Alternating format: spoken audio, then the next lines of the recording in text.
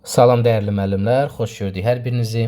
MİQ imtahana hazırlaşan ibtidai sinif müəllimləri üçün növbəti düşündürücü suallardan ibarət model sınaq 6 ilə qarşınızdayıq. İlk 5 sınaq kanalda yerləşdirilib. Rahat izləmək üçün YouTube kanalımızda mahnı siyahıları var. Oradan ardıcıl olaraq bölmələr üzrə listlər qeyd olunub. Və orada model sınaq 2025 ardıcıl baxa bilərsiniz izahlara. Hər dəfə mən bu model sınaqlarımıza başlayanda bir 2 dəqiqəlik ehtiyac duyuram ki, bu sınaq haqqında sizə məlumat verim. Model sınaq normalda bizim kanalımızda orta səviyyəli, asan səviyyəli suallarımız var. Amma model sınaqlarda maksimum şəkildə fokuslanırıq ki, müəllimlər biraz düşündürücü suallar işləsinlər. Normalda həmin suallar imtahanda müəllimlərin qabağına çıxanda müəllimlər əksərən o sualları yazmırlar. Əksər müəllim imtahandan sonra müəllim 16-sını yazdım, 17-sini yazdım. 3 sual biraz fərqli idi, 3 sual həcmi böyük idi, çətin idi. Bu illərin praktikasıdır. Ona görə bu model sınağımızda məqsəd sizə imtahanda düşən 3-4 dənə fərqli sual, həcmi böyük sual, şəkilli sual, sizdə qorxu yaradan sualları həll eləməkdən ibarət. Yəni sınağımızın məqsədi budur. Ona görə kim tutaq ki, bütün sualları işləyib, artıq deyir ki, biraz fərqli sual işləyim, biraz çətin suallar işləyim, düşündürücü suallar işləyim, bu sınaqlar tam sizə görədir. Amma təbii ki, imtahanda 20 sualın 20-si də belə düşmür. Bunu bəri başdan sizə qeyd edirəm. İmtahanda suallar asan, orta və çətin səviyyə bölünür. 15-16 sual kifayət qədər normal olur. 3-4 sual var ki, onlar biraz çətin olur. Və müəllimlər, siz nəinki 100 dənə, 1000 dənə, 10.000 dənə standart suallar işləsəz belə, fərqli sual işləmə bacarığınız yoxdursa, nəinki MİQ imtahanı, bütün imtahanlarda uğursuzluqla üzləşəcəksiniz. Ona görə hər dəfə qeyd edirəm ki, sual əzbərləmək yox, sualı düşünmək lazımdır. Fərqli suallarda qorxmaq lazım deyil. Tutaq ki, yaş məsələsinin standart tipindən 100 dənə yox, 100.000 dənə işlə. Bu artıq sənə bir kömək olmayacaq. Sən biraz fərqli yaş məsələsi görəndə, eləcə də məsələn, tutaq ki, birinci sualımız kəsr məsələsidir. Kəsr məsələsi ilə bağlı 100.000 dənə sual işlə, standart tiplər.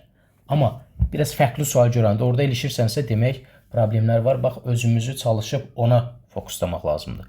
Belə müəllimlər, bu sınağımız haqqındaydı və qeyd edim ki, sualların izahına keçməmişdən öncə sonuncu qrupumuz olan aprel sürət qrupuna qeydiyyat davam edir. Həm MİQ, həm də sertifikasiya hazırlaşan müəllimlər qoşula bilər. Ətraflı məlumat üçün qeyd olunan nömrə ilə əlaqə saxlaya bilərsiniz. Başlayaq vaxt itirmədən suallarımızın izahına. 5 ədəd verilmişdir. Birinci ədəd qalan 4 ədədin cəminin 3/2 hissəsi. İkinci ədəd digər ədədlərin cəminin 4/1 hissəsidir. Üçüncü ədəd digər ədədlərin cəminin 8/3 hissəsidir. Dördüncü ədəd birinci və ikinci ədədlərin fərqinin 5/1 hissəsidir. Beşinci ədəd 28 olarsa, 5 ədədin cəminin rəqəmləri cəmini tapın. Sual yanıltmaca oxşuyur. Çox sadə sualdırmı? Təbii ki, buna hər cavabı verə bilməyəcəm. Sual kəsrlə bağlı kifayət qədər, belə deyək, samballı sualdır. Bunu 5 ədəd verilib A, B, C, D dəyişənlər götürüb yaza bilərik. Və çox uzun, hətta yazsaz görəcəksiniz ki, bir A4-də olacaq. Daha sadə formada məntiqini başa düşərək izah eləməyə çalışacağım. Baxın, birinci cümləyə baxaq. Bizə deyir ki, birinci ədəd qalan 4 ədədin cəminin 3/2 hissəsidir. Mən buradan nəticə çıxarmalıyam ki, birinci ədəd 4 ədədin cəminin 3/2 hissəsidirsə, bütöv cəmin neçə hissəsidir? Baxın, burada da bunu da biz bilirdik ki, kəsr məsələsində bir ədəd digər ədədin neçə hissəsi deyəndə bunun birinci ədəd aiddir, 3x də 4 ədəd aiddir. Onda bütöv cəm nəyə bərabər olur? Bütöv cəm 5x-ə bərabər olur. 5 hissəyə bərabər olur. Heç x-i qoyuram kənara. Buradan yazacağım. Bax, birinci cümlədən çıxardığım nəticəni yazıram. Deməli, birinci ədəd bütöv cəmin neçə hissəsidir? 5/1 hissəsidir. 5/1 hissəsidir. Bunu daha doğrusu 5/2 hissəsidir. Burada çünki 2 var, 5/2 hissəsidir. Bunu hardan aldıq? Bir də təkrar edirəm. Baxın, yazıb birinci ədəd 4 ədədin cəminin 3/2 hissəsi. Biz belə olanda nə demişdik? 2 hissə birinci ədədə aiddir, 2 hissə birinci ədədə aiddir. Məxrəc isə 4 ədədə aiddir. Onda 4 ədədin cəmi 3 hissədir. 1 ədəd, birinci ədəd 2 hissədir. 4 ədədin cəmi 3 hissədir. Onda cəm 5 hissə elədimi? Bəli. Birinci ədəd də 2 hissədir. Onda belə çıxır ki, birinci ədəd bütöv cəmin 5də 2 hissəsidir. Əla, bunu yazdıq. Demək, nə edirik? Sadəcə olaraq məxrəclə sürəti toplayırıq, bütövi tapırıq. Birinci də onun həmin o sürəti qədərdir. İkinci cümləyə baxırıq. İkinci ədəd digər ədədlərin cəminin 4də 1 hissəsidir. Demək, deməlini yazmıram. İkinci ədəd, artıq biləcəksiniz, bütöv cəmin, görün, çox sadə gələcək müəllimlər. Bütöv cəmin neçə hissəsi olacaq? 4də 1 hissəsi deyirsə, demək onda ikinci ədəd 1 hissədir. Bütöv cəm 4 ilə 1 5 hissədir. Onda belə çıxır ki, 5də 1 hissəsidir. Hardan aldıq bunu? Bir də təkrar eləyirəm. Baxın, ikinci ədəd bütöv cəmin 4də 1 hissəsi deyirsə, ikinci ədəd 1 hissə, surət ikinci ədəd aiddir. Digər ədədlərin cəmi, təbii ki, 5 dənə ədəd deyirsə, ədədin birini deyirsə, digər ədədlər 4 dənə ədəd olacaq. 4 dənə ədəd isə 4 hissədir. Bir ədəd, birinci ədəd, ikinci ədəd 1 hissədirsə, 4 ədəd 4 hissədirsə, bütöv cəm neçə hissə olur? 5 hissə. Surət də həmin o ikinci ədədə aiddir. 5də 1 hissə. Yaxşı. Üçüncü ədəd qeyd eləyirik. Üçüncü ədəd digər ədədlərin cəminin. Burada bu digər ədədlər demək, digər 4 ədəddən söhbət gedir. Üçüncü ədəd digər ədədlərin cəminin. Digər ədədlər neçə dənədir? 4 dənə. İndi burada bax 8 hissə digər 4 ədəddir. 2 hissə 3 ədəddir. Onda ümumi cəm nə qədərdir? 10 hissə. Onda belə çıxır ki, üçüncü ədəd bütöv cəmin neçə hissəsi olacaq? Digərlərində necə elədik? Burada da eyni qaydanı tətbiq eləyəcəyik. Sürətlə məxrəci toplayacağıq. 10 hissə. 2 də qalır olduğu kimi. 10da 2. Bu da bərabərdir. İxtisar eləsək, 5də 1 hissə. 5də 1 hissə. Yəni, bunu yazmaqda məqsədim nədir? Tam başa düşəsiniz. İndi keçdik 4-cü ədədə. 4-cü ədəd birinci və ikinci ədədlərin fərqinin 5də 1 hissəsidir. Bu sadədir.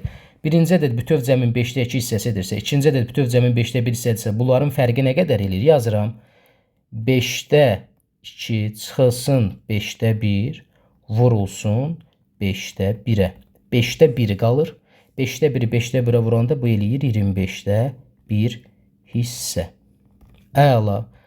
Qaldı 5-ci ədəd. 5-ci ədədimizdə özü verib şərtdir. 28-dir. Bu 5 ədədin cəmli rəqəmlərini cəmi tapın. Çox sadə. Bütöv hər bir şey bir hissədir. İndi birinci, ikinci, üçüncü, dördüncü ədədlər bizə hissə olaraq verilib. 5-ci ədəd isə tam olaraq verilib. Mən bu 4-ünü toplayaram. Yəni bu 4 ədədi toplayaram. Görək nə qədər eləyir. 5də 2, üstə gələk 5də 1, üstə gələk 3-cü ədəd yenə 5də 1, üstə gələk 4-cü 25də 1, üstə gələk 28 bərabərdir 1-ə. 1 hissədir də. Və ya bunları toplayarıq, birdən çıxarıq, görək o hissə olaraq nə qədərdir. İndi bura yazırıq, heç bir yazmaya da bilərik. Hələ bu 4 dənə ədədin cəmini tapaq, görək bu nədir. Bunun hamısı məxrəcini 25 kimi yazsaq, 25də 10, üstə gələk 25də 5, üstə gələk 25də 5, 25-i də bunu bilirsiniz də, məxrəcləri yeniləşdirib toplayırıq. 25də 1 bərabərdir 25də 10 neçə eləyir? Düz hesabladıq da 25də 21, 25də 21 hissə. Onda belə çıxır ki, 4 ədədin cəmi 25də 1 hissədir. 5-ci ədədə neçə hissə qalır? 25də 25 bütövdürsə, 25də 25-dən 25də 21-i çıxanda qalır 25də 4 hissə. Aydın oldu müəllimlər. İndi 5-ci ədədimiz hissə olaraq 25də 4-dür, tam olaraq 28-dir. Onda bütöv bu 5 ədədin cəmi nəyə bərabərdir ki, bunun 25də 4 hissəsi 28 eləyir. Bunu x ilə də yaza bilərdik, amma x-ə ehtiyac duymadım. 25də 4 hissəsi 28 olan ədəd. O zaman nə edəcəyik? Ədədi isə göstərən ədədə böləcəyik. 28 bölünsün 25-də 4 və bunu da burada tərsinə vuracağıq. 28 vurulsun 4-də 25, 4 4-də 1, 28 4-də 7 dəfədə 25. Nə qədər eləyir? 175. 175-in də bizdən rəqəmləri cəmini soruşur. 1 üstəgəl 7 üstəgəl 5, 13. Bizdən bu 5 ədədin cəmi rəqəmləri cəmi niyə variant?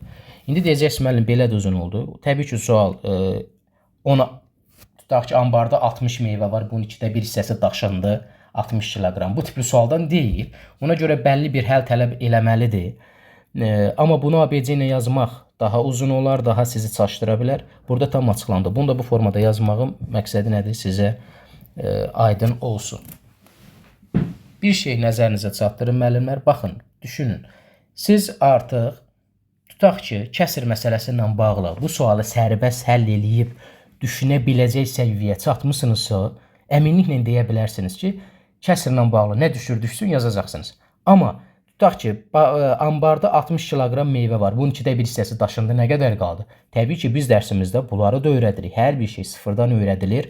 Amma bu xırda məsələləri bilməklə yanaşı, bu tipli məsələlərdə də vərdiş eləyəndən sonra demək sizin kəsrlə bağlı heç bir probleminiz yoxdur. Baxırıq müəllimlər növbəti sualımıza. Növbəti sualımız həndisə ilə bağlı olan bir sualdır. Məsələni oxuyaq. Şəkildə verilən düzbucaqlı formasındakı jalüz pərdə göründüyü kimi 30 sm aşağı çəkilərsə, pərdənin görünən hissəsi kvadrat şəklini alır və onun əhatə etdiyi sahə ABCD düzbucaqlı pəncərəsinin 1/3-nə bərabər olar. Sonra daha 20 sm aşağı çəkildikdə jalüz pərdənin əhatə etdiyi sahə bütün pəncərənin sahəsinin yarısına bərabər olar. Başlanğıcda jalüz pərdənin görünən hissəsi neçə kvadrat santimetrdir? Kifayət qədər maraqlı bir sualdır. Bizdən soruşulan, baxın, bu hissədir. Yəni, bu qırmızı qeyd olunan hissənin bizdən sahəsini soruşur. Əvvəlcə bunu biz necə həll edə bilərik? Baxın, bu hissə var. Tutaq ki, bu jalüz pərdə də bir düzbucaqlı formasındadır. Bu hissə. Bunun enini x qəbul eləyək, bilmirik. Bizə deyir 30 sm aşağı çəkilərsə pərdənin görünən hissəsi kvadrat şəklini alır. Yəni bu jalüzü biz aşağı endirsək, bura bir 30 sm əlavə eləsək, nəticə olaraq təsəvvür edib elə bir şey əmələ gəlir. Tutaq ki, bax belə bir əmələ gəldi və bu oldu nə? Kvadrat. İndi bura x idisə, burada 30 olanda onda buradan bura x üstəgələk 30 olacaq. Nəticə olaraq bu da bir kvadrat olduğundan onda burada x üstəgələk 30-dur. Demək bu biz nəticə olaraq həm də ABCD düzbucaqlısının enini tapdıq. Yəni x üstəgələk 30. Davam edirik. Pəncərənin 1/3-nə bərabər olar. Yaxşı, indi biz pəncərənin sahəsini bilmirik axı. ABC düzbucaqlı pəncərəsinin 1/3-nə, yəni ümumi sahənin 1/3-nə.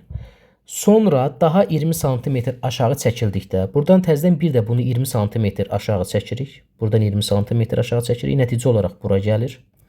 Əhatə etdiyi sahə bütün pəncərənin sahəsinin yarısına bərabər olur. İndi x üstəgələk 30 var idi. 20 də buradan aşağı çəkdik. Onda burada olacaq nə qədər? Nəticə olaraq bu gəlib belə bu vəziyyətdə dayanacaq. Onda buradan bura olacaq x üstəgələk 50. Hardan aldıq? Əvvəl 30 sm aşağı çəkmişdik. Sonra 20 sm aşağı çəkdik. Oldu x üstəgələk 50. Və burada bu hissə bütün pəncərənin sahəsinin yarısına bərabər olar. Onda belə çıxır ki, bütün pəncərənin sahəsinin yarısına bərabərdirsə, bura x üstəgələk 30-dur. Çünki qarşı tərəf düzbucaqlıdır. Onda burada x üstəgələk 50 olacaq. Bu buna bərabər olduğundan. Qoy şəkli biraz daha ətraflı çəkim. Biz əvvəlcə 30 sm çəkdik, sonra 20 sm gəldi, burada dayandı. Bura x idisə, onda bura bütövlükdə x üstəgələk 50 oldu. Az öncə buranın x üstəgəl 30 olduğunu qeyd eləmişdik. Bu sahə bura bərabər olduğundan onda burada olacaq x üstəgələk 50. İndi biz onda bu düzbucaqlının A, B, C, D düzbucaqlısının uzunluğunu bütövlükdə nə taparıq? X üstəgəl 50, x üstəgəl 50. Elədi 2x üstəgələk 100. Topladıq. İndi bu pəncərənin 1/3-nə bərabər olacaq. Nə? Bu kvadrat. Burada da əvvəl bu vəziyyətdə alınmışdı axı. Onda bu bütöv düzbucaqlı pəncərənin sahəsini yazıram. Bütöv düzbucaqlı pəncərənin sahəsi uzunluğu bərabərdir 2x üstəgələk 100-ə. Çox önəmlidir bunun uzunluğu. Eni nəyə bərabərdir? Vurulsun x üstəgələk 30-a. Bu nədir bu yazdığımın sual verirəm. Bu yazdığım bütövlükdə A, B, C, D düzbucaqlısının sahəsidir. Və bunun 3də 1-i, bura yazıram 3də 1-i, sahənin 3də 1-i bərabərdir. Kvadrat şəklini alır və onun əhatə etdiyi sahə. Az öncə də burada biz x çəkmişdik. Buradan da x üstəgəl 30 olmuşdu. Bura 30 olanda bu kvadrat bütöv sahənin 3də 1-i. 10 da x üstəgəl 30 vurulsun. Buradan sığmada olsun x üstəgələk 30. Bu vəziyyətdir. İndi fikirləşəcəksiniz ki, bunları vurub atsaq, mötərizələr atsaq kvadrat tənliyə qədər gəlir. Amma kvadrat tənliyə təbii ki, ehtiyac yoxdur. X üstəgəl 30 hər tərəfdən gedəcək. Qaldı bizdə tənliyimiz, buradan yazıram 3də 1, 2x üstəgələk 100 bərabərdir x üstəgələk 30. Gördüyünüz kimi, hansı ki MİQ imtahanında kater məsələsi var idi. Həlli kvadrat tənliyə gəlirdi. Amma biz onu kvadrat tənliksiz həll elədik. Bu da yəni elə bir yanaşmadır. Normalda vurub atsaq kvadrat tənliyə gəlir, amma ehtiyac olmadı. Kənarlardan bunları sildik. İndi həll elə bilərik. Hər tərəfini 3-ə vurarıq. 2x üstəgələk 100 bərabərdir 3x üstəgələk 90. Buradan da x bərabər 10 tapa bilərik. Əla. Bizdən isə başlanğıcdakı jalüz pərdənin görünən hissəsinin sahəsini soruşur. Bura 10 idisə 10-da, burada 10 olacaq, burada 40 olacaq. 10-u da 40-a vuranda müəllimlər bərabər eləyəcək 400. Doğru cavab C variantı. Həndəsə ilə yanaşı eyni zamanda sizin analiz qabiliyyətinizi yoxlayır. Suala yanaşma, sualı vizual olaraq oxuma və cümlələrin mənasını başa düşmək. Həmişə demişəm, riyaziyyəti yaxşı öyrənmək Azərbaycan dilindən keçir. Azərbaycan dili nə qədər yaxşı bilərsənsə, cümlələr nə qədər yaxşı dərk edib anlayarsansa, təbii ki, məsələ və misalları da o qədər rahat həll edəcəksən. Növbəti sualımız yaş məsələsindən bağlı maraqlı bir sualdır. Asif, Zəhra və Ömərin indiki yaşlarının cəmi 64-dür. Asif Zəhranın indiki yaşına çatanda Ömərin yaşı Zəhranın indiki yaşının 2 qatı olacaq. Buna görə Ömərin indiki yaşının rəqəmləri cəmi neçədir?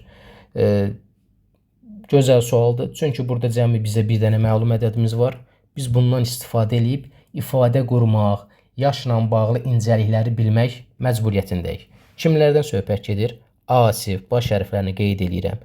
Zəhra və Ömər. Bunların indiki yaşlarının cəmi 64-dür. Gəlin, bilmədiyimizə görə heç birinin yaşını dəqiq bilmirik. Ona görə Asifin yaşını x, Zəhranın yaşını y, Ömərin də yaşını z hesab eləyək. Burada da mənim üçün bir ifadə var. X üstəgələk, y üstəgələk, z bərabər 64. Bu mənə məsələdə verilən şərtdir. Sonra davam edirik. Asif Zəhranın indiki yaşına çatdıqda. Asif Zəhranın indiki yaşına çatdıqda. Yəni Asifin yaşı y olanda. Yaş məsələsinin kulminasiya hissəsi buradır. Biz x-dən y-ə gəlmişik. Bir ədəddən digər ədədə necə gəlmişik? Fərq qədər. Məsələn, tutaq ki, burada 4 olub, burada 7 olsa, 4-dən 7-yə necə gəlmişik? 7-dən 4-ü çıxmaqla tapa bilərik ki, 3 vahid artıb. Eyni məntiqi burada da tətbiq eləyəcək. X-dən y-ə gəlmişik. O zaman y çıxılsın, x qədər artıb. Belə çıxır ki, Asifin yaşı y minus x qədər artıb y olub. Həqiqətən də x üstəgəl, x-in üzərinə y minus x gələndə x-lər gedir, y alınırmı? Bəli. Və demişik, zaman keçdikcə yaş fərqləri dəyişmir. Yəni, hər kəsin yaşı eyni qədər artır. Y minus x qədər Asifin yaşı artıbsa, demək, Zəhranın da yaşı artacaq. Y üstəgələk y minus x. Bunu da birbaşa, yəni 2y minus x yaza bilərəm. Birbaşa yazmadım, yəni göstərdim ki, hardan alınır. 2y minus x yazdım. Ömərin də yaşı z üstəgələk y minus x qədər artar. Yəni, bu y minus x aradakı fərqdir və bunun hər birinin üzərinə gəlirik. Sonra davam edirik. Yaşına çatanda Ömərin yaşı nə qədərdir? Ömərin yaşı z-dir. Ömərin yaşı Zəhranın, Ömərin yaşı budur. Yəni çatanda, yəni bu gələcək zamanda olanda Ömərin yaşı z üstəgəl y minus x. Zəhranın indiki yaşının, diqqətli oluruq. Zəhranın indiki yaşı nə qədər idi? Zəhranın indiki yaşı y idi və bunun 2 qatına bərabərdir. Bunu da 2-yə vuracağıq. Buradan sadələşdirsək, z bərabərdir. Y bu bir tərəfə keçər, 2y-dən çıxılar. X də bu bir tərəfə keçilər, üstəgələ x olur. Bu da mənim növbəti vacib informasiyam. Birinci vacib informasiyam buradaydı. X üstəgələk, Y üstəgələk Z bərabər 64. Buradan Z bərabər Y üstəgələk X-ə, Y üstəgəl X-in yerinə Z yazsaq, Z üstəgəl Z bərabər 64. Yəni bu Z-ə bərabər olduğundan 2Z bərabər 64-ə, Z bərabər 64-ü 2-yə böləndə 32. Bizdə 32 kimin yaşıdır? 32 bizdə Ömərin indiki yaşıdır. Bizdən də Ömərin indiki yaşının rəqəmləri cəmini soruşur. 3 üstəgələ 2 bərabər 5-ə. Doğru cavab elədir Y variantı. Tapmaca kimi yanaşa bilərsiniz. 64-ü mən 2-yə böldüm, 32 tapdım, belə elədim, elə elədim. Hər bir şeyin əsasıdır. Belə deyək, uğursuzluqlarımızın əsas səbəbi elə həll elədiklərimizin niyyəsini başa düşməməkdir. Yaş məsələsi verilir, müəllim onu çıxdım, bunu çıxdım. Amma bilin ki, nəyinsə mənasını başa düşsəniz, o avtomatik olaraq artıq sizin beyninizə həkk olur. Baxırıq növbəti sualımıza. Növbəti sualımız sürətlə bağlı maraqlı bir məsələdir. A, B, C avtomobilləri eyni gündə fərqli saatlarda, yəni fərqli saatlar burada qeyd olunub, eyni nöqtədən eyni istiqamətdə hərəkət edəcək. Avtomobillərin sürətləri və hərəkətə başlama vaxtları aşağıdakı cədvəldə qeyd olunmuşdur. C avtomobili A avtomobilinə çatandan neçə dəqiqə sonra B avtomobilinə çatar. Gördüyümüz kimi burada hərəkətə başlama sürəti biri A avtomobili 15:00-da hərəkətə başlayır, B avtomobili 15:30-da, C avtomobili 16:00-da. Ən birinci hərəkətə başlayan avtomobil hansıdır? A avtomobili, sonra B-dir, ən sonda C avtomobili başlayır. İndi gəlin biz görək 16:00-da vəziyyət necə olacaq? 16:00-da vəziyyət belə olacaq. Baxın. Bu bizim yolumuzdur. Demişik ki, dəfələrlə sürət məsələlərini vizual olaraq canlandırmaq lazımdır. 16:00-da vəziyyət belə olacaq. A avtomobili 15:00 və 16:00 arada nə qədərdir? 16:00-dan danışıram. 1 saat keçib. 1 saat ərzində avtomobil nə qədər gedər? A avtomobili bax tutaq ki, gəlib bura. Onda belə çıxır ki, bax bu nöqtədən A avtomobili 60 kilometr yol gedib. Yaxşı. Bəs B avtomobili nə qədər yol gedib? B avtomobili 16:00-dan 15:00-da yola düşübsə, daha doğrusu 15:30-da yola düşübsə, 16:00-a qədər neçə dəqiqəsi keçib? 30 dəqiqə və ya deyə bilərik 2-də 1 saat. Əla. Demək 2-də 1 saatda B avtomobili gedib. Bəs B avtomobilinin sürəti nə qədərdir? 70. Onda 2-də 1 vurarıq 70-ə, bərabər eləyər 35. Onda belə çıxır ki, bu nöqtədən, eyni nöqtədən B avtomobili 35 kilometr məsafədə olar. B avtomobili də buradır. Onda bu 60-ı biz belə yaza bilərik. A avtomobili də, C avtomobili də hələ buradadır. Çünki C avtomobili 16:00-da yola düşəcək. Onda C ilə B-nin arasındakı məsafə 35 kilometrdir. Ümumi 60 idisə, B ilə də A-nın arasındakı məsafə 25 kilometrdir. Bunu burada qeyd elədik. Əslində bunu da 60-ı bu formada parçaladıq. Gördüyünüz kimi sürət məsələsində bir maraq qatmışıq. Nədir? Normalda bunu analiz eləmək lazımdır. Bu vaxt fərqlərini buradan ayırd eləmək lazımdır. Qeyd elədik. İndi bizə deyir ki, C avtomobili A avtomobilinə çatandan neçə dəqiqə sonra. Gəlin baxaq görək. C avtomobili A avtomobilinə neçə dəqiqədən sonra çatacaq. Və eyni istiqamətdə təbii ki, bunlar hərəkət edirlər. C avtomobili ilə A avtomobili arasındakı məsafə nə qədərdir? 60 kilometr. 35 burada, 25 burada.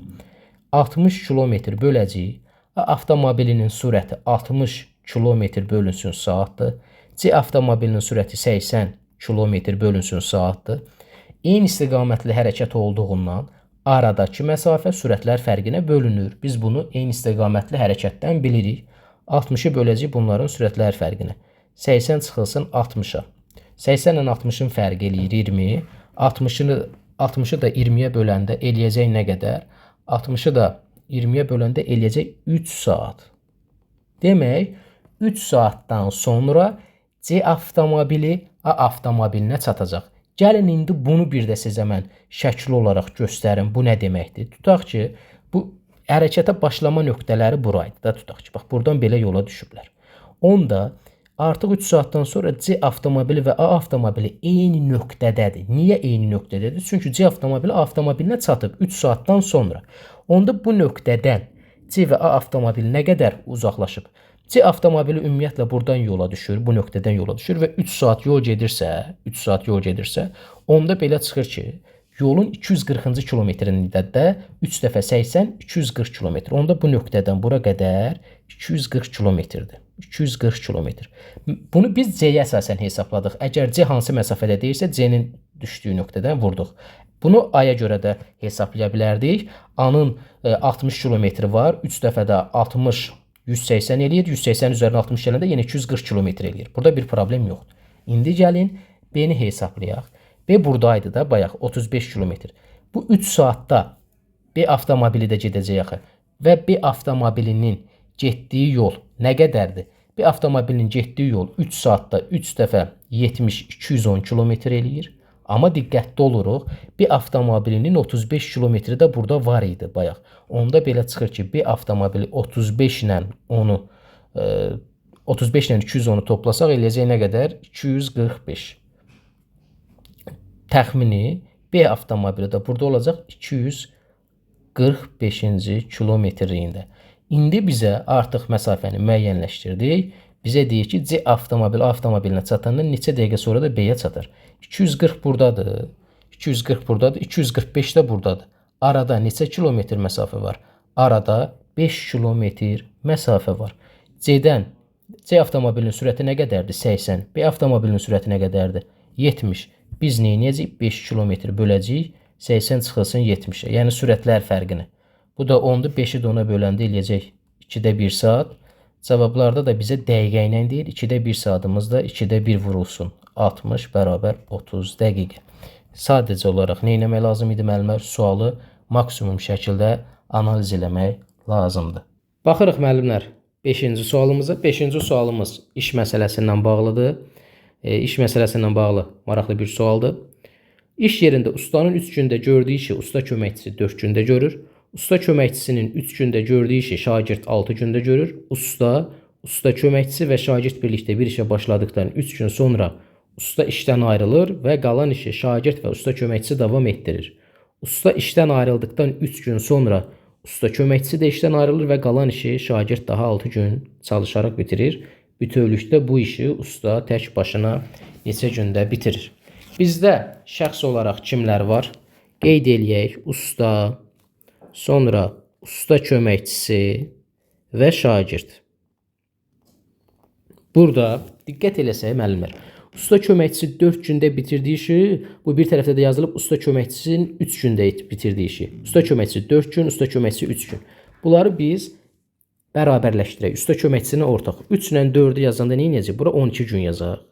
Onda belə çıxır ki, usta köməkçisi 12 gündə bitirdiyi işi şagird neçə gündə bitirir? Bundan 2 dəfə çox gündə. 3 gündə 6 gün yazılıbsa, demək usta köməkçisinə 12 gün yazmışıqsa, şagirdə 24 gün yazacaq. Yəni 3 arasında bir nisbət yaradırıq, əlaqə qururuq. İndi ustanın 3 gündə gördüyü işi usta köməkçisi 4 gündə görür. Onda belə çıxır ki, ustanın 3 gündə gördüyü işi köməkçi 4 gündə görürsə, köməkçinin 12 gündə gördüyü işi usta neçə gündə görür? X. Buradan da çarpaz vursaq 4x bərabər 36, x də bərabər 9 gün. Burada yazacağıq 9 gün. Belə olanda biz bunları tam uyğunlaşdıra bilirik. Amma bayaq uyğunlaşdıra bilməzdik. Məsələn, bura usta köməkçisi 3 yazsaq, bura kəsrlə yaza bilərdik prinsip olaraq, amma ehtiyac yoxdur. Bunun hamısını tam ədəd yazmalıyıq ki, 3-yə bölünən xəyal ədəd qaydasını tətbiq eləyək və hər birinin ayrılıqda sürətini tapaq. 3-ə bölünən 9-a, 12-yə, 24-ə bölünən xəyal ədəd neçədir? 72. Biz bunların sürətini tapmalıyıq. Bura qeyd eləyirəm. Sürətlər. 72-dən başqa məsələn 144 də götürə bilərik. Bir problem yoxdur. Amma az ədəd daha az problem deməkdir. O zaman hər birinin sürətini tapacağıq.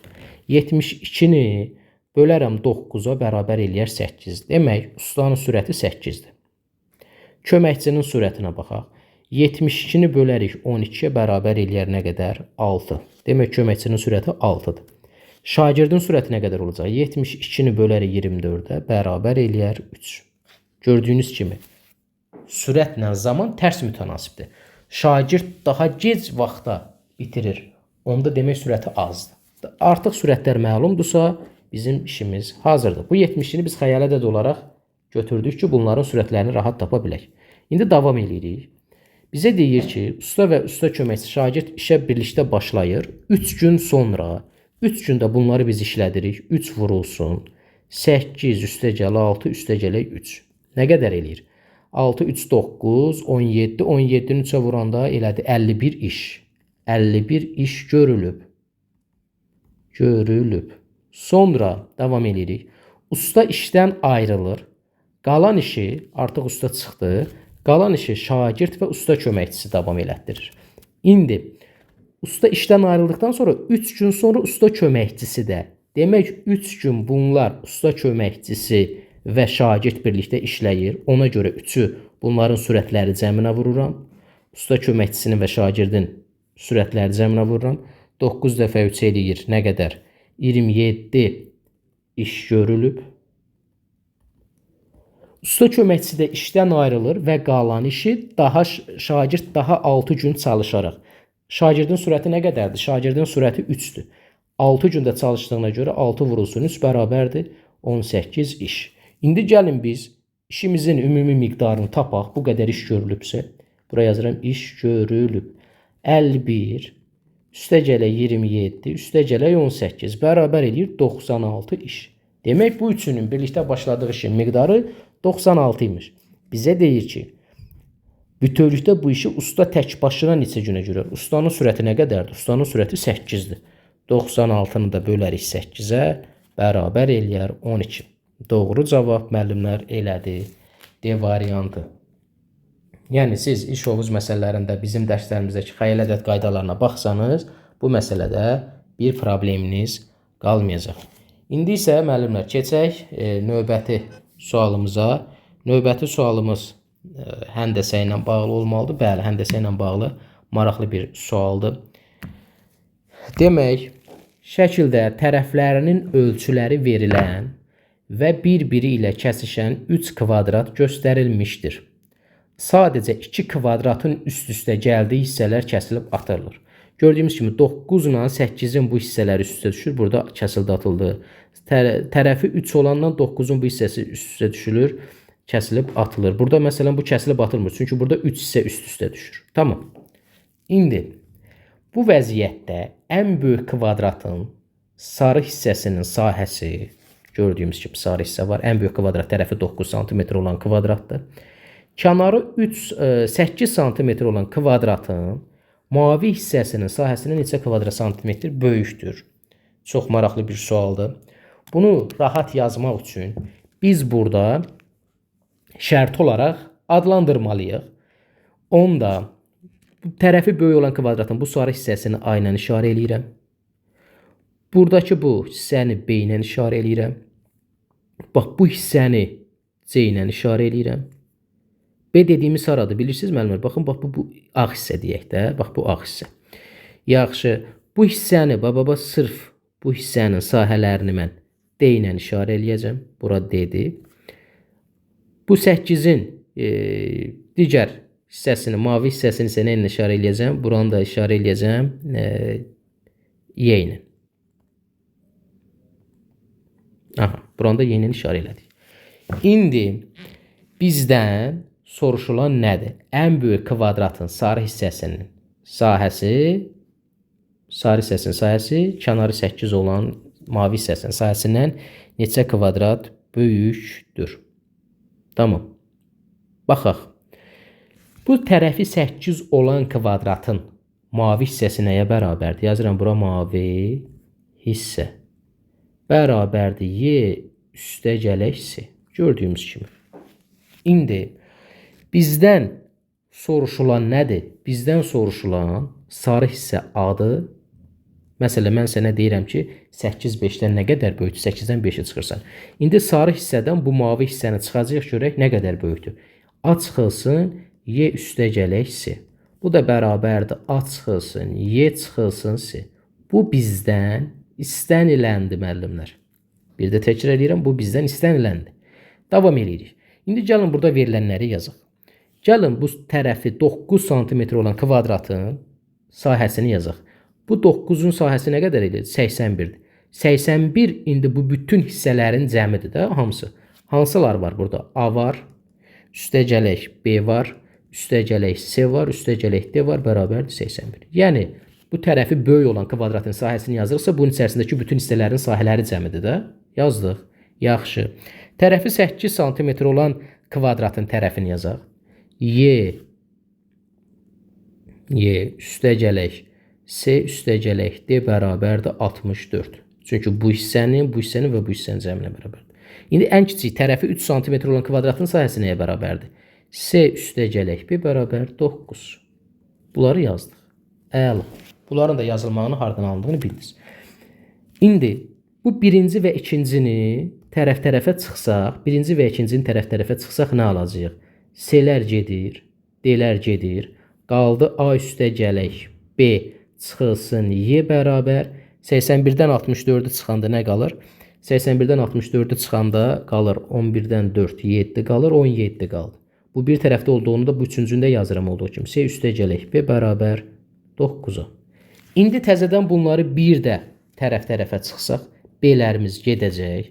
Qalacaq A çıxılsın Y, çıxılsın C bərabər 19-dan da 17-dən də 9-u çıxsaq 8.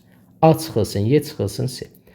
Bizdən nə istənilirdi müəllimlər? Az öncə qeyd elədim. Bizdən istənilən A çıxılsın Y, çıxılsın C-dir. Həqiqətən də A çıxılsın Y, çıxılsın C-ni biz 8 olduğunu tapdıq. Doğru cavab Y variantı. Müəllim, mən elə bulan sahələrini bir-birindən çıxdım. Yenə deyirəm, dəyərli müəllim, əziz müəllim, tapdığını əsaslandırmalısan, tapmaca həll eləmirik. Niyə alındığını, hardan alındığını. Yəni, bu sənin üçün artıq burada aydınlanır da, burada sual yeri qalmır. Keçirik, müəllimlər, növbəti sualımıza. Növbəti sualımız 7-ci sual, faizlə bağlı olan bir sualdır. A və B adlı iki kinoteatr salonu üçün aşağıdakı məlumatlar verilib. A salonunun tutumu B salonundan 3 dəfə çoxdur. Verilənləri yazmaq əsas şərtdir. Baxırıq, A salonu, burada yazırıq A salonu, burada yazırıq B salonu. A salonundakı tamaşaçının tutumu B salonundan 3 dəfə çoxdur. Onda A salonunda, B salonunda x-dirsə, A salonunda 3x-dir. A salonunun 40%, B-nin isə 80% doludur. Onda 3x-in 40%-ni tapırıq. Ədədin faizini tapmaq üçün ədədi faiz göstərən ədədə vurub 100-ə bölürük. Buradan bu bərabər eləyir 20-yə. Bu gedir 2, bu da 20 eləyir 5. 5-də nə qədər eləyir? 5-də 6x. Çalışın artıq onluq kəsirləri də mənimsəyin. Məsələ həllərində onluq kəsirləri önəmlidir. Kanalda yerləşdirilib. Demək 1,2x A da var. B-nin isə 80% doldurur. X-in 80%-ni tapıram, bölürəm 100-ə, bərabər eləyir 5-də 4x, bu da bərabərdir 0,8x. Demək, B-də bu qədər var. Tamam. İndi A salonuna 30 nəfər. 1,2x dolmuşdu. 30 nəfər gəldi. Üstəgələk 30. B salonuna 18 tamaşaçı. B salonunda 0,8x qədər dolmuşdu. 18 tamaşaçı gələndə 0,8x. Üstəgələk 18. Ümumi yerlərin sayı, ümumi yerlərimiz bunlardır. Və bunlar, yəni hamısı ümumi yerlərin 60% olacaq. Ümumi yerimiz 3x-dən x-in 4x idi. 4x-in də 60%, 60 20-yə 3, 120-yə 5. Bu delədir, bərabərdir. Nə yaza bilərik bura? 5-də 12x. 5-də 12x. Sadələşdirək, tənliyimizi həll eləsək. 1,2 0,8x. Bu 2x elədi. Üstəgələk 30 ilə 18 48 elədi. Bərabərdir. 5-də 12-ni də kəsr olaraq yazarıq. 2,4x 0,4x bərabərdir 48. X də bərabər 48 0,4-ə böləndə elə bil ki, vergülü buradan, burada 480 yazırıq. 480 də 4-ə böləndə elədi 120. Bizdən isə B salonunun ümumi tutumunu soruşur. Elə 120 olduğundan doğru cavab elədi. Hansı variant? D variantı. Faizlə bağlı analiz, belə deyək, normal səviyyədə olan bir sual idi.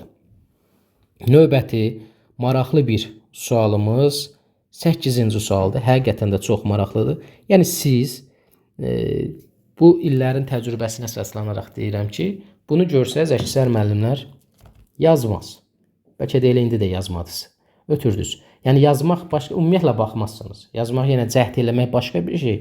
Buradakı bu oxları, vaqonları görəndə deyəcəksiniz ki, bu nədir burada? Amma nəticə olaraq burada trigonometrik funksiya və ya hər hansı bir qrafik yoxdur, çətin qrafik yoxdur. Sadəcə analiz eləmək lazımdır. Aşağıdakı qatar, hər bir şey də burada göstərilib vizual olaraq. Çətin bu məsələ verilərdi, sizə şəkil olmazdı. Şəkil də vermişik, şəkilə baxıb bunu analiz eləyəsiniz. Aşağıdakı qatar xəttindəki 20 metr uzunluğundakı körpünün və üzərində ardıcıl nömrələr yazılmış 2 metr uzunluğundakı vaqonların şəkli var. Gördüyümüz kimi. Dəqiqədə 80 metr sabit sürətlə ox istiqamətində hərəkət edən qatar. Burada ox göstərilib, bu ox. Və qatarın hərəkət edən qatarın bir nömrəli vaqonu körpüyə daxil olan kimi, yəni bu körpüyə daxil oldu bu hissə. Start xəttindəki uşaq, bax bu start xəttindəki uşaq qatarla eyni istiqamətdə saniyədə 1 metr sabit sürətlə qaçmağa başlayır. Sabit sürətlə o deməkdir ki, yəni sürətini dəyişmədən qaçmağa başlayır.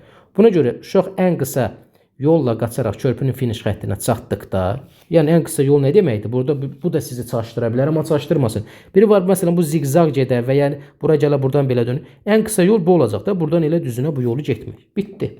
Bu finiş xəttinə çatdıqda bütövi körpünün altında olan, bax bu da çox önəmlidir, bütövi körpünün altında olan vaqonların nömrələri cəmi nə qədər olacaq?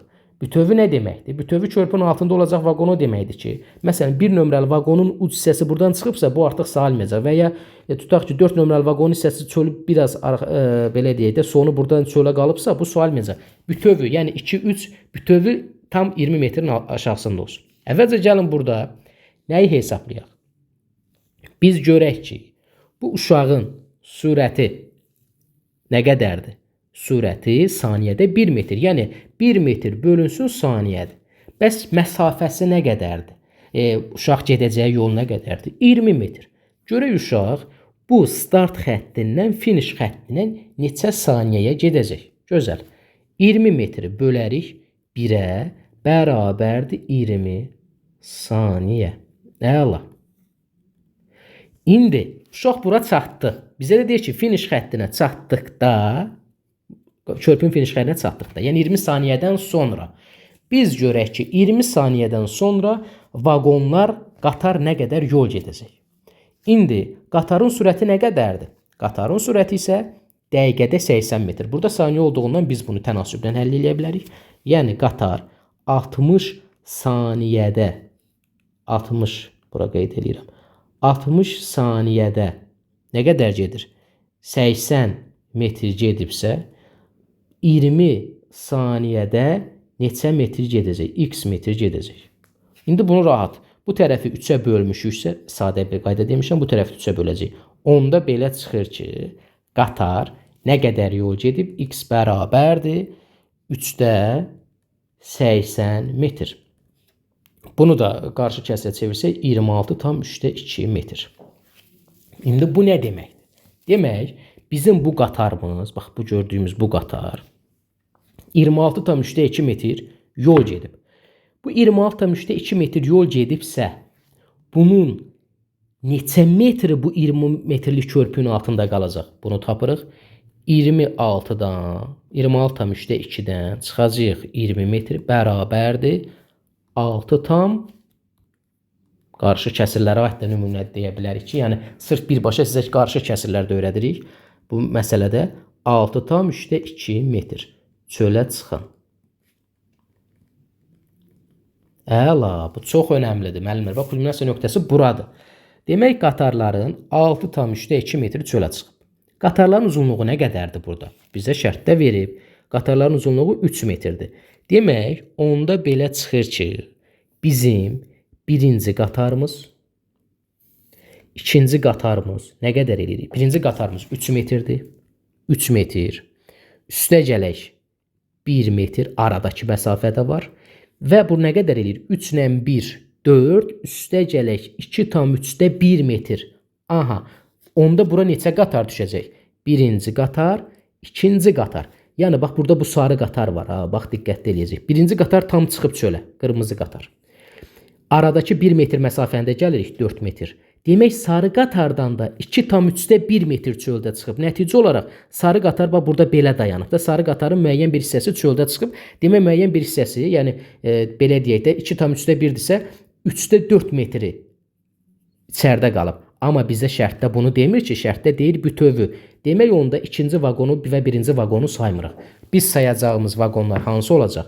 Üçüncü vaqon, dördüncü vaqon. Bunu da gözümüzü yumub getmirik. Beşinci vaqon, altıncı vaqon. Diqqətli oluruq. Çünki hər bir vaqon 3 metrdir. Bizim də körpümüz 20 metrdir. Toplasaq 3 metr, 3, 4 dənə 3'ümüz 12 metr.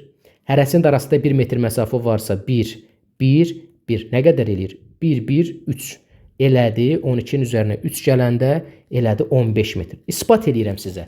Bizim onda körpünün altında qalan vaqonlarımız 3-cü, bura yazıram. 3-cü, 3-cü, 4-cü, qatarların nömrələr bunlardır. 5-ci və 6-cı. Deyə bilərsiniz müəllim, niyə 7-ci vaqon körpünün altına getmir? Gəlin tutaq ki, 7-ci vaqonu körpünün arasına daxil eləyək. 15 metrimiz burada var. 15 metrimiz burada var. Aydındır müəllimlər. Bizim körpümüz də buradan bura 20 metrdir. 20 metr. Bu 20 metrlə bu sarının müəyyən bir hissəsi burada var. Sarının tutaq ki, nə qədər eləmişdi? Burada tapmışdıq. 4, 3 ilə 1, 4, 6 tam 3'də 1. 2 tam 3'də 1'i burada qalmışdı da. 3'də 2 metr burada var. 3'də 2 metr sarıdan var. Üstə gələk 1 metr də buradan var. Nəticə olaraq elə yuvarlaq desək, burada da 1 metr yarım. 1 metr yarım buradan var. 1 metr yarım buradan var. İndi 7-ci vaqonda daxil eləsək. 7-ci vaqonu daxil eləsək. 7-ci vaqonumuz neçə metrdir? 3 metr. 3 ilə 1'i toplasaq 4 metr. Aradakı bu 1 metri də var. Axı burada 5 metr eləyəcək və bunun kəsiri də var 1,5. Demək 7-ci vaqonda tam bura daxil olmayacaq. Müəyyən hissəsi çöldə qalacaq. Amma bizdən bütövünü soruşur. Bütövü təbii ki 3-cü, 4-cü, 5-ci, 6-cı vaqonlardır. Onların da cəmi nömrələr cəmi 3 ilə 4. Yəni yazırıq buradan 3 üstə gəl, 4 üstə gəl, 5 üstə gəl, 6 bərabərdir 15, 18. Doğru cavab B variantı. Başa düşdünüz müəllimlər? Demək bizim birinci vaqonumuz çöldədir. Çıxıb çöldə qalıb. İkinci vaqonun müəyyən hissəsi içəridə qalıb və ikinci vaqonla bu üçüncü vaqon arasında da hələ bizim 1 metr aramız var. Onları hesablasaq, 7-ci vaqonda hesablasaq, məsafə gəlib 20'ni keçir. Ona görə biz onları daxil edə bilmərik. Çünki 7-ci vaqon müəyyən bir hissəsi daxil olacaq. Tam daxil ola bilməyəcək. Tam daxil ola bilmədiyindən bizə isə bütövü deyir. Ona görə daxil olan vaqonlar bu 4 dənə vaqonumuzdur. 3, 4, 5, 6. Mükəmməl analiz tələb edən bir sualdır. Növbəti maraqlı suallardan biri. Elektronika mağazasında 20, 40, 60 və 80 azenlik məhsullar müxtəlif rəflərə düzülüb. Rəflərin nömrələri və məhsulların qiymətləri bərabərdir. Analiz tələb eləyəcək ki, oxuduqlarımızı yadımızda saxlayıb tətbiq edək. Bu o deməkdir ki, 20 azenlik məhsul elə 20 nömrəli rəfə qoyulub. Aydındırmı? 40 manatlıq məhsul və 40 nömrəli rəfə qoyulub. Rəflərin nömrələri və məhsulların qiymətləri bərabərdir. Bunu qeyd elədik. Hər rəfdə kifayət qədər məhsul var. Günün sonunda hər rəfdə satılan məhsul sayı rəfin nömrəsinin onda birindən fərqlidir. Yəni, məsələn, bu nə deməkdir? 60 nömrəlik rəfdən biz günün sonunda 6 dənə sata bilmərik. 6'dan az da ola bilər, çox da ola bilər. Amma iminli 6 ola bilməz. Çünki burada onda birindən fərqli deyir. İndi buradan ümumi məbləğ 580 azen, 40 və 20 nömrəli rəflərdə məhsulların ümumi məbləği 440, 20 və 80 nömrəli məhsullarda bu qədərdir. Bunu həll eləmək üçün müəllimlər təbii ki, sistem tənlikdən istifadə edəcəyik. 20 azenlik məhsulu biz götürəcəyik A sayda. 40 azenlik məhsulu götürəcəyik B sayda. 60 azenlik məhsulu götürəcəyik C sayda. 80 azenlik məhsulu götürəcəyik D sayda. İndi, məsələn, 5 dənə 20 azenlik məhsul varsa, onda 5'i biz vurardıq 20'yə. İndi A sayda məhsulumuz var 20 manatlıq və birinin də qiyməti 20 manatdırsa, onda ümumi nə qədər olacaq? 20 A. Bunu biz burada daha doğrusu A sayda məhsullarımız, burada şərt başqadır. Aha, şərt başqadır. A, B, C, D götürmüşük. Bizə nə deyir? Günün sonunda 60 və 40 nömrəli rəfdə satılan məhsulların ümumi məbləği 60 və 40 nömrəli məhsullarda satılan 60'lar hansılardır? 60 C-dir də müəllimlər. Burada bunu qeyd edə bilərik. Onlar bu 60 C. 40 nömrəli rəflərdə satılan məhsullar. Onda bu eləyər 60C üstəgələk 40B bərabərdir 580. Bax bu cümlə. Yaxşı. 40 və 20 nömrəli məhsullar. 40 və 20 nömrəli rəflərdə satılan məhsulların sayı ümumi nə qədərdir? 440-dır. Bunu da qeyd eləyə bilərik. 20 və 40. O zaman yazırıq. 20 nömrəli rəfdə satılan məhsulların sayı haradadır? 20 nömrəli. Burada biz yazmışıq. A olacaq 20A üstəgələk 40 nömrəlidə də satılan B-dir. Bu da eləyəcək 40B. 20A üstəgəl 40B bərabərdir 440. Bunu bitdik. Sonuncu cümləyə baxırıq. 20 və 80 nömrəli rəfdə satılan məhsullar. 20 və 80. 20-də satılan nə qədərdir? A. Olar 20A. 20A üstəgələk 20 və 80. 80-də də 80D'miz var. 80D bərabərdir 800. Əla. Bu sistemi burada yazdıq. İndi bizdən burada sonra nələri alacağıq? Nələri ala biləcəyik? Baxaq. Görürük ki, müəllimlər, görürük ki. Bax, bunu bu aşağıdan yuxarını çıxanda, tərəf-tərəfə çıxanda, bu 20 alar gedir. Yəni 3 dənə mən sistem almışam, bunları yoğunlaşdıracağam. Yəni bax, buradan təkrar yazıram, bunu yazıram. 20A üstəgələk 80 deyə. Fərqli formada da yazıb çıxa bilərsiniz, amma rahat olsun deyə bu formada yazacağıq. 20A üstəgələk 40B bərabərdir 440-a. Tərəf-tərəfə çıxanda buradan 20 alarımız gedəcək. Qalacaq nə? Qalacaq burada 80D çıxılsın 40B bərabərdir 800-dən də 440-a çıxanda 360.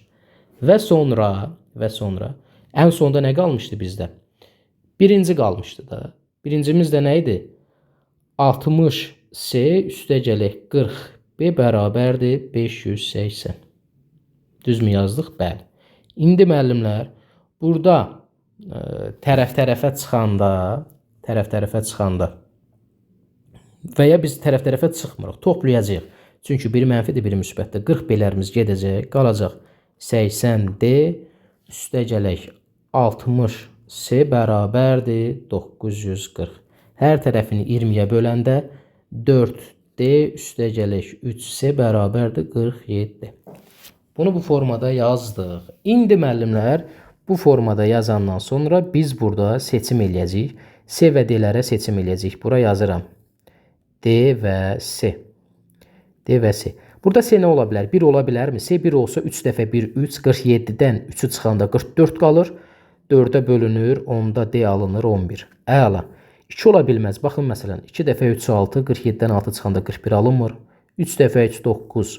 47-dən 9 çıxanda 38 alınmır. 4 dəfə 3, 12 çıxanda 35 qalır alınmır. 5 dəfə 3, 15. 5 dəfə 3, 15. 47-dən 15'i çıxanda 32. 32 də 4'ə böləndə 8. Əla. Burada artıq sadə bir şey deyəcəm sizə. Seçmə üsulu.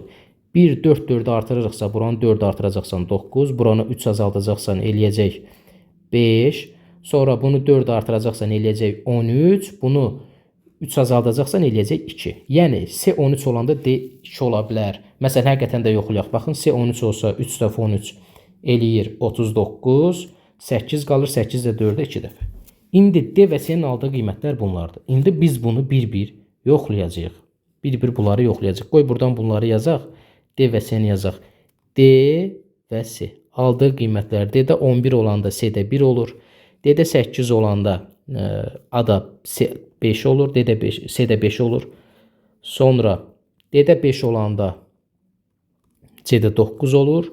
Burada 2 olanda burada da 13 olur. İndi görək bunların hamısı ödəyə bilirmi? Ümumiyyətlə, məsələn, D11 olsa, müəllimlər, A mənfi olar. Hardan alırıq?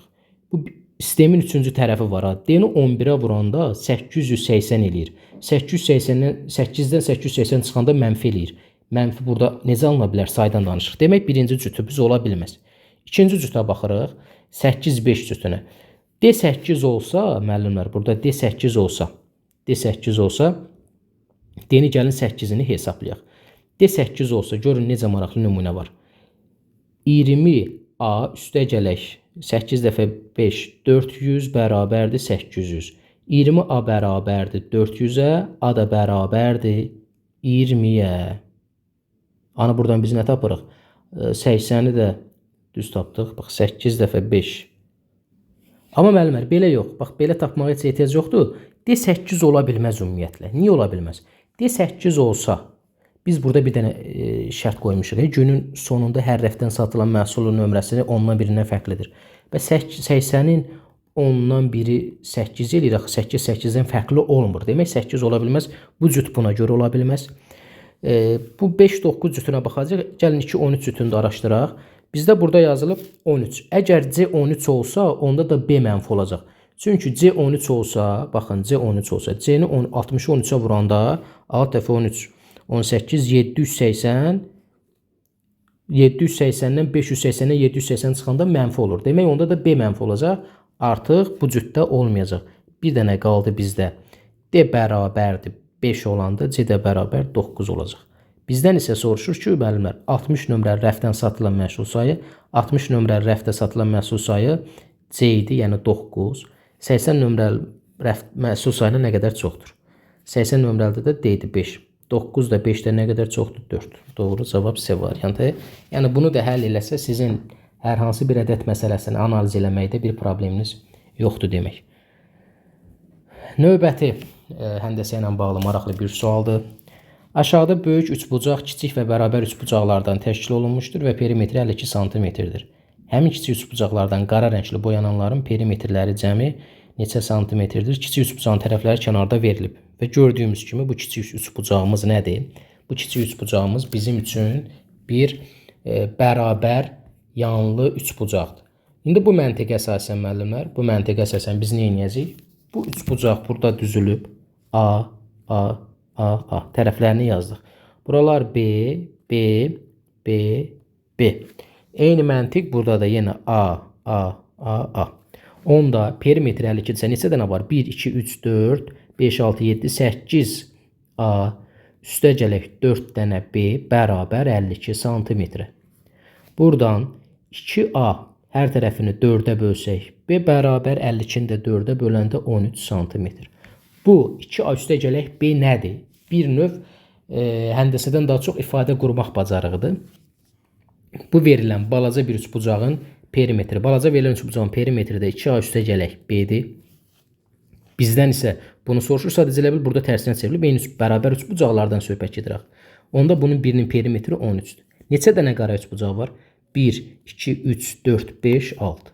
6-nı da vurarıq 13-ə bərabər eləyər 78 sm. Doğru cavab A variantı. Bu qədər müəllimlər, hər birinizə uğurlar arzulayıram. Bu izah sizi baxıb başa düşməyiniz üçündür, analiz eləməyiniz üçündür, izahlarla öyrənməyiniz üçündür, fərqli suallar işləmək, beyninizi daha yaxşı işlətmək üçün. Videonun rəy bölməsində fikirlərinizi, neçəsini yaza bildiniz, bəlkə müdavim deyəcəm, mən onu da yazdım, afərin, çalışıb, əziyyət çəkib və nəticəsində görəcək. Ümumiyyətlə, necə işlədiniz, nəyi başa düşmədiniz, videonun rəy bölməsində yazarsınız. Sağ olun müəllimlər, növbəti izahlarda görüşərik, hələlik.